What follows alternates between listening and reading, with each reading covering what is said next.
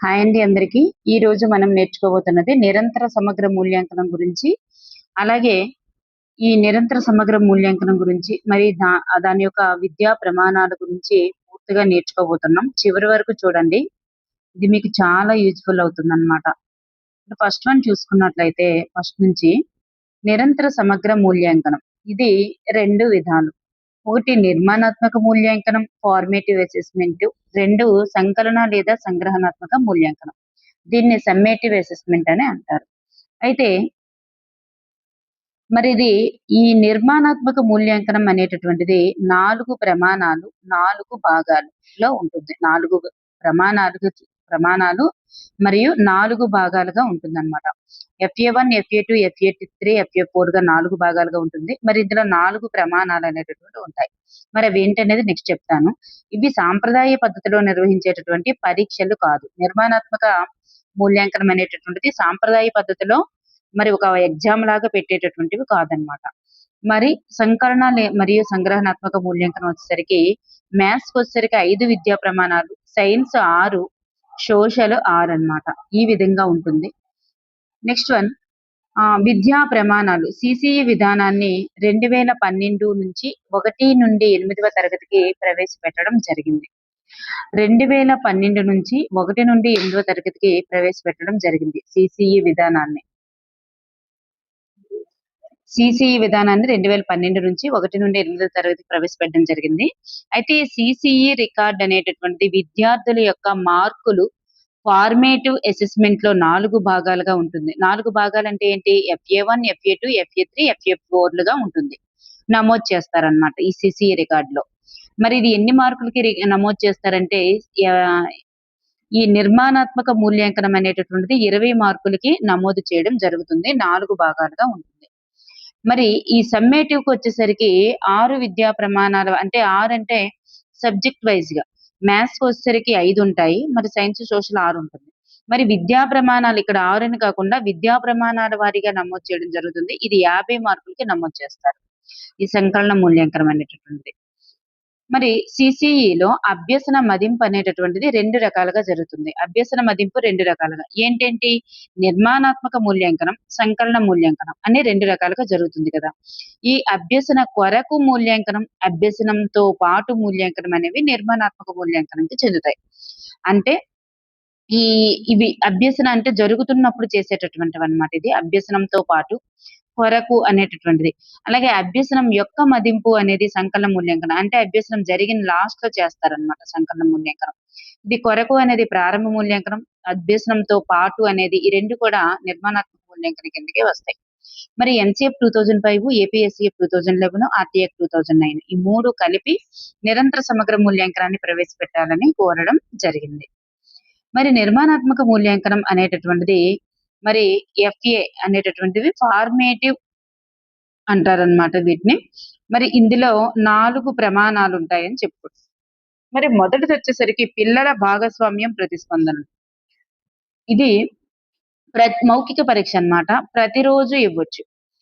పిల్లల భాగస్వామ్యం ప్రతిస్పందనలు అనేది మౌఖిక పరీక్షకు సంబంధించింది. ప్రతిరోజు ఇవ్వచ్చు. ఇది అలాగే టీచర్ డైరీ. టీచర్ రాసుకునేటటువంటి డైరీ. ఈ 2 కూడా పిల్లల యొక్క భాగస్వామ్యం ప్రతిస్పందనలకి అంచనా వేసేందుకు ఉపయోగపడేటటువంటిదన్నమాట. ఇది 10 మార్కులకు ఉంటుంది. 20%. మీరు మార్కులు గుర్తుపెట్టుకోండి. పర్సెంటేజ్ అనేది దానికి డబుల్ అవుతుంది. గుర్తుపెట్టుకోనవసరం లేదు. మార్కులు గుర్తుపెట్టుకుంటే సరిపోద్ది. 10 మార్కులు 20%. రాత అంశాలు వచ్చేసరికి వాళ్ళు రాసే నోట్‌బుక్స్, సంఘటన రచనా పత్రావళి, అనక్టోడల్ రికార్డ్ అంటే ఒక సన్నివేశం లేదా సంఘటన గురించి, మరి పోర్ట్‌ఫోలియోలు, అలాగే పుస్తక అభ్యాసాలు, అలాగే అభ్యాస పుస్తకాలన్నా, పుస్తక అభ్యాసాలన్నా ఒకటే. పిల్లల డైరీ ఇవన్నీ కలిపి రాత అంశాలకు సంబంధించినవన్నీ కలిపి మరి 10 మార్క్స్‌కి ఇవ్వడం జరుగుతుంది. ఇలా ఇదొకటి. 2 ఉంటాయి కదా! 2 కదా! మూడోది ప్రాజెక్ట్ పనులు. 4 కదా టోటల్‌గా. ప్రాజెక్ట్ పనులంటే పిల్లలు అనుభవం ద్వారా చేయడం ద్వారా నేర్చుకున్నటువంటి ఈ అంశాలన్నీ కూడా ప్రాజెక్ట్ పనుల కింద 10 మార్కులు కేటాయించడం జరుగుతుంది.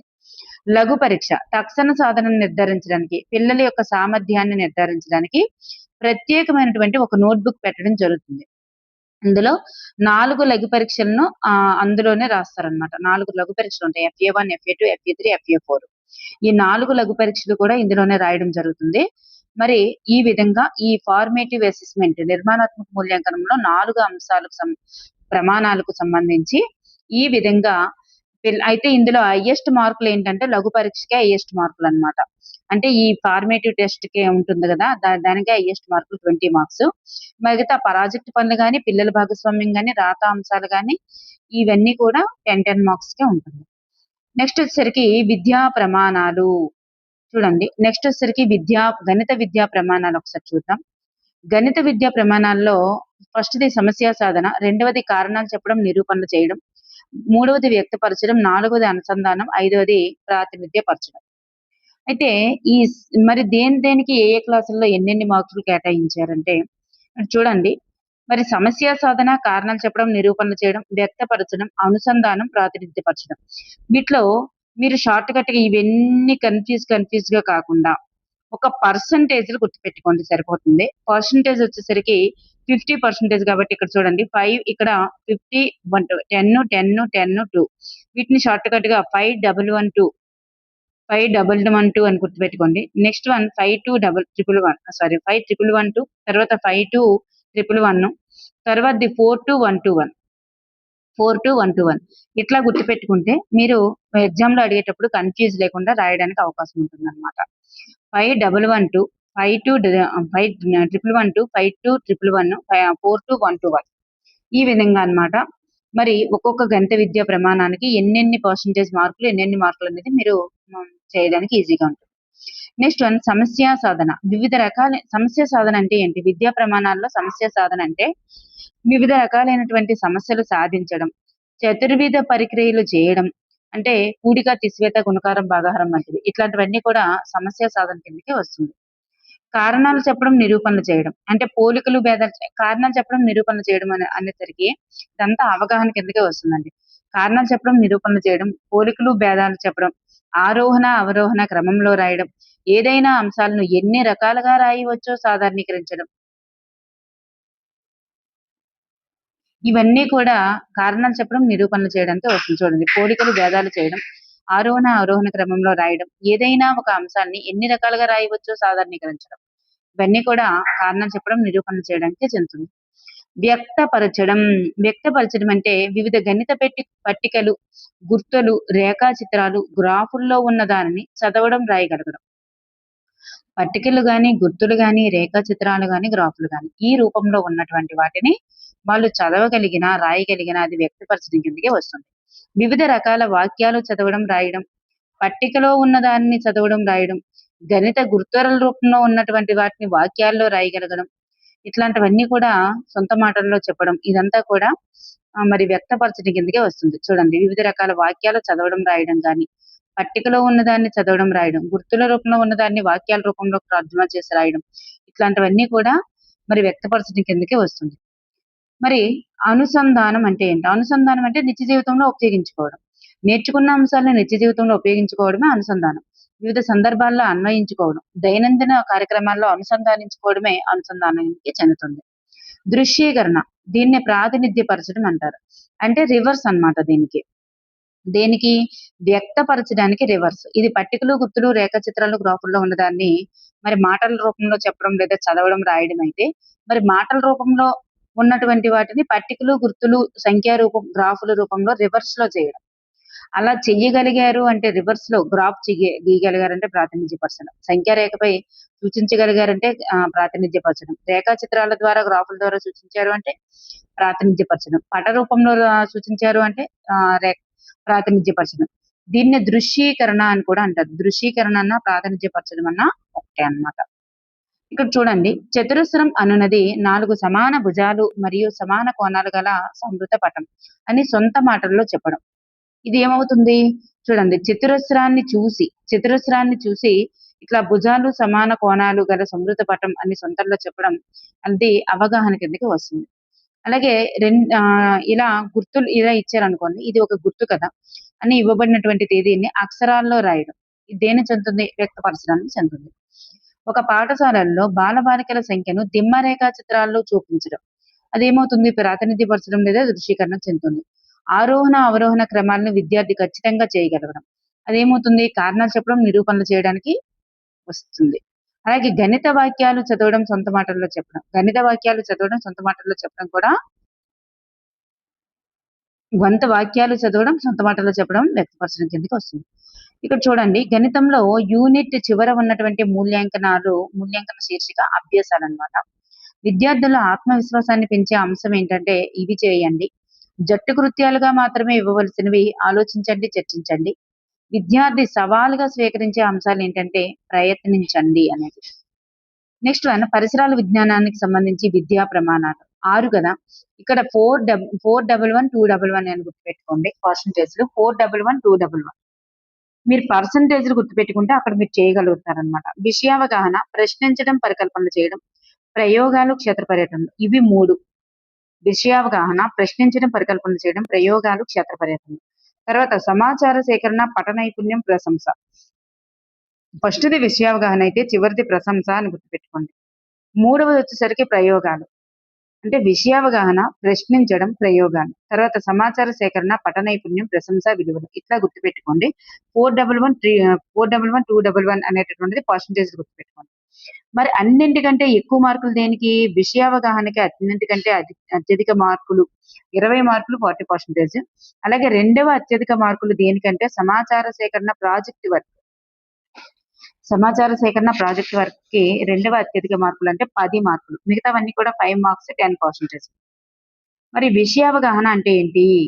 పోలికలు, భేదాలు చెప్పడం. పోలికలు, భేదాలు, అవగాహనకు సంబంధించినవన్నీ విషయావగాహనే అవుతుంది. పోలికలు, భేదాలు చెప్పడం. మరి ఇక ఒక సాధారణమైనటువంటి ప్రశ్నకు విద్యార్థులు చెప్పేటటువంటి సమాధానాలు గాని, పరిసరాల్లో జరిగే కొన్ని విషయాల పట్ల విద్యార్థులు ఉన్న జ్ఞానంతో సమాధానం చెప్పడం, ఇవన్నీ కూడా విషయావగాహనకి చెందుతాయి. మరి ప్రశ్నించడం, పరికల్పనలు చేయడం ఏంటి? పరికల్పన అంటే ఏంటి? ఊహించడం. ప్రశ్నించడం, పరికల్పన చేయడం మనందరికీ తెలుసు. ఇట్లాంటివన్నీ కూడా వినియోగం కిందకి వస్తాయి. మరి ఇవన్నీ కూడా వినియోగం లాంటివన్నీ కూడా అలా ఎందుకు జరిగిందో కారణాలు ఊహించి చెప్పడం. ఇట్లా వినియోగానికి వచ్చినవన్నీ కూడా ప్రశ్నించడం, పరికల్పన చేయడానికి వస్తాయి. మరి ప్రయోగాలు, క్షేత్ర పర్యటనలు, వివిధ దశల వరుస క్రమం రాయడం. మరి నిత్య జీవిత సంఘటనలో అలా ఎందుకు జరిగిందో చెప్పడం. నిత్య జీవిత సంఘటనలు అలా ఎందుకు జరిగిందో చెప్పడం. అది ప్రయోగాలు, క్షేత్ర పర్యటనల కిందకే వస్తుంది. సమాచార సేకరణ, ప్రాజెక్టు పని సమాచార సేకరణ అంటే ఏదైనా ఒక ప్రక్రియకి సంబంధించి ఒక ప్రాజెక్ట్ దీని దగ్గరికి వెళ్ళడం, అంటే ఒక కంపెనీ దగ్గరికి వెళ్ళి అది ప్రక్రియ ఎట్లా జరిగింది అనేది రాయడం. ఇట్లాంటివన్నీ కూడా సమాచార సేకరణ, ప్రాజెక్ట్ వర్క్ చెందుతాయి. పఠ నైపుణ్యాలు అంటే బొమ్మలు గీసి భాగాలు గుర్తించడం, పరికరాల నమూనాలు, చార్టులు మొదలైన తయారు చేయడం, ఇవన్నీ కూడా పఠ నైపుణ్యాలు కిందకు వస్తాయి. ప్రశంస, నినాదాలు రాయడం, కవితలు రాయడం, పాటలు రాయడం, స్నేహితుడిని పొగడ్డం, ఇవన్నీ కూడా ప్రశంసా విలువల కిందకి వస్తుందన్నమాట. ఇప్పుడు బిట్స్ ఒకసారి చూస్తే రాణి ఒక గులాబీ మొక్కను నాటింది. అది 2వ రోజుకి వాడిపోయింది. దానికి కారణం ఏమై ఉంటుందో తాను ఊహించి చెప్పడం. ప్రశ్నించడం, పరికల్పనలు చేయడానికి వస్తుంది. అలాగే ఆమ్ కారణాలు ఊహించడం అనేటటువంటి ప్రశ్నించడం, పరికల్పనల కిందకి చెందుతుంది. స్నేహితుడు నువ్వు చేసినటువంటి ఒక మంచి పనిని ప్రశంసించడం. దీనికి ఇది ఏం చెందుతుంది? ప్రశంసకే వస్తుందన్నమాట. ప్రశంసించడం, ప్రశంస విలువల కిందకి వస్తుంది. అలాగే కాండం వేర్లు చేసేటటువంటి పని ఏమిటి? ఇది విషయావగాహన. రాణి నాడీకణం బొమ్మ గీసింది. ఇదేం పఠ నైపుణ్యాలకు వస్తుంది. పట్టు పరిశ్రమకి వెళ్లి పట్టు పురుగుల పెంపకాన్ని చూసి అవి ఎలా చేస్తున్నాయో చెప్పడం. ఇది సమాచార సేకరణకు వస్తుంది. ఏదైనా ఒక కంపెనీ దగ్గర అది ఏదైనా ఒక ప్రక్రియ, అది వివిధ దశల గురించి చెప్పడం, ఇదంతా కూడా సమాచార సేకరణ ప్రాజెక్ట్ వస్తుంది అన్నమాట. నెక్స్ట్ వన్, ఇవి ప్రారంభ పరీక్ష అనేటటువంటిది జూన్ లో జరుగుతుందండి. ప్రారంభ పరీక్ష ఏ నెల అంటే జూన్. నిర్మాణాత్మక మూల్యాంకనం ఎప్పుడెప్పుడు చేస్తారంటే జూలై, ఆగస్ట్, అలాగే నవంబర్, ఫిబ్రవరి.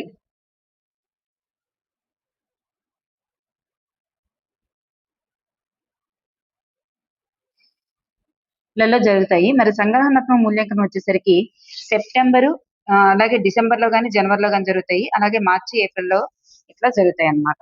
మరి ప్రస్తుతం 2 పర్యాయాలు మాత్రమే నిర్వహిస్తుందన్నమాట. ఒకప్పుడు 3 సార్లు ఉండేది. ఇప్పుడు 2 సార్లు మాత్రమే నిర్వహిస్తుంది. నవంబర్, డిసెంబర్ లోని, అలాగే మార్చి, ఏప్రిల్ లోని 2 సార్లు మాత్రమే ఇప్పుడు నిర్మాణాత్మక మూల్యాంకనం నిర్వహించడం జరుగుతుంది. నిర్మాణాత్మక, సంగ్రహణాత్మక మూల్యాంకనాలు 5 పాయింట్ల స్కేల్‌ని వాడుతున్నారన్నమాట. ఇప్పుడు గ్రేడింగ్ ఇవ్వడానికి 5 పాయింట్ల స్కేల్ అనేటటువంటిది వాడుతున్నారు. విద్యార్థుల్లో భయం, ఒత్తిడిని పోగొట్టి వారి మధ్య ఉండేటటువంటి ఆరోగ్యకరమైన వాతావరణాన్ని సృష్టించేందుకే ఈ గ్రేడింగ్ అనేటటువంటి విధానాన్ని తీసుకురావడం జరిగింది. మరి సంగ్రహణాత్మక మూల్యాంకనంలో గ్రేడింగ్ ఎట్లా ఇస్తారంటే మరి ఇక్కడ చూడండి 40, 50, 70, 90, 100. మరి 40, 50, 70, 90 అనేది ఇక్కడ చూసుకోండి. 90 నుంచి 100 అయితే A+, 70 నుంచి 90 అయితే A, 50 అంటే ఇదొక్కటి మాత్రమే A+. ఇక్కడ 10 మాత్రమే గ్యాప్ వచ్చింది. ఇది A+. మరి ఇక్కడ 20 గ్యాప్ వస్తది. ఇక్కడ 20 గ్యాప్ వస్తే ఇక్కడ మళ్ళీ 10 గ్యాపే వస్తుందన్నమాట. A+, A, B+, B. ఇక్కడ 40 నుంచి అంటే 0 నుంచి 40 వరకు అయితే సి గ్రేడ్, 40 తర్వాత 50 లోపు అయితే బి గ్రేడ్. అంటే 50 వరకు బి గ్రేడ్ వరకే ఉంటారు. 50 నుండి 70 B+, 70 నుండి 90 ఏ గ్రేడ్, అలాగే 90 నుంచి 100 A+ అన్నమాట. A+ ఉన్న వాళ్ళ అత్యున్నత ప్రతిభ, ఏ ఉన్న వాళ్ళు చాలా బాగుంది, B+ బాగుంది, బి అనేది పర్వాలేదు, సి అనేది నామమాత్రం. ఇట్లా ఈ విధంగా ఉంటుంది. మరి నిర్మాణాత్మక మూల్యాంకనంకి వచ్చేసరికి ఇలా విభజించడం జరుగుతుందండి. మరి 20 వరకు అంటే దీంట్లో సగం ఏం లేదు, దీంట్లో సగమే అంతే, ఇంకేం లేదు అక్కడ. సేమ్ అట్లానే వస్తుంది, దీంట్లో సగం వేసుకోవడమే నెంబర్. నెక్స్ట్ వన్ సోషల్కి వచ్చేసరికి సాంఘిక విద్యా ప్రమాణాలు వచ్చేసరికి విషయావగాహన, ఇచ్చిన పాఠ్యాంశాన్ని అర్థం చేసుకొని వ్యాఖ్యానించడం, సమాచార నైపుణ్యాలు. ఇక్కడ పర్సంటేజ్ 4, 1, ఇక్కడ 15 వస్తుందండి, అందుకే మనం వేయలేదు. 4, 1, 15 వస్తుంది. అలాగే నెక్స్ట్ది 1 వస్తుంది, నెక్స్ట్ది 15 వస్తుంది. 4, 1, 15, తర్వాత 1, 15, మళ్ళీ 1 వస్తుంది. సో 4, 1, 15, 1, 15, 1 అట్లా వస్తుంది అన్నమాట. 115, 115, 1 అట్లా వస్తుంది. ఫస్ట్ది 4, నెక్స్ట్ది 1, 15, 1, 15, 1 ఇట్లా వస్తుంది. విషయావగాహన, ఇచ్చిన పాఠ్యాంశాన్ని అర్థం చేసుకొని వ్యాఖ్యానించడం, సమాచార నైపుణ్యాలు, సమకాలీన అంశాలపై ప్రతిస్పందన, అలాగే ప్రశ్నించడం, పఠ నైపుణ్యాలు, ప్రశంస, అభినందనలు, సున్నితత్వం. ఇక్కడ పఠ నైపుణ్యాలు, ప్రశంస మారలేదు. సమాచార నైపుణ్యాలు అనేది 4వదిగా ఉంటుంది అక్కడ సైన్స్ వచ్చేసరికి. ఫస్ట్ది విషయావగాహన, ఓకే. మూడోది ప్రాజెక్ట్ పనులు వస్తుంది. అక్కడ ప్రయోగాలు చేయడం అనేది మూడోది వస్తే, ఇక్కడ సమాచార నైపుణ్యం అనేటటువంటిది వస్తుంది. చూడండి, ఇలా గుర్తుపెట్టుకోండి ఏదైనా కానీ.